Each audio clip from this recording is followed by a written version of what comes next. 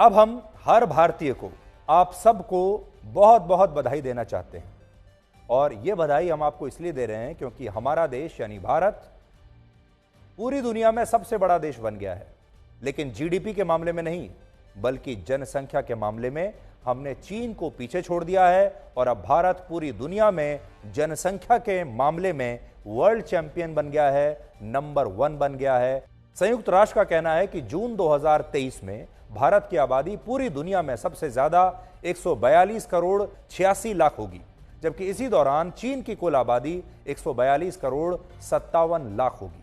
यानी इस हिसाब से देखें तो जून 2023 में भारत न सिर्फ दुनिया का सबसे ज्यादा आबादी वाला देश होगा, बल्कि भारत की कुल जनसंख्या चीन से भी 29 लाख ज्यादा होगी।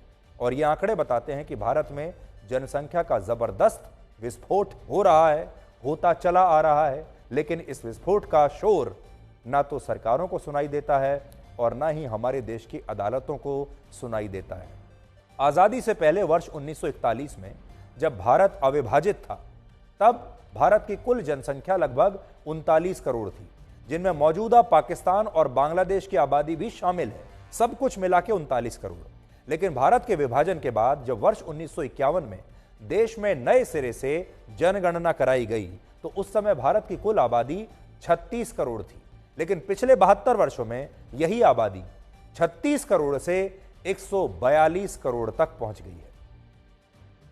यानी जनसंख्या का गणित यह कहता है कि पिछले 72 वर्षों के दौरान भारत की आबादी में हर दिन औसतन 40,000 की वृद्धि हुई और आज हम 36 करोड़ की आबादी वाले देश से बढ़ते बढ़ते लगभग 143 करोड़ की आबादी वाला देश बन गए हैं। तो आप खुद सोचिए कि यह हुआ कैसे।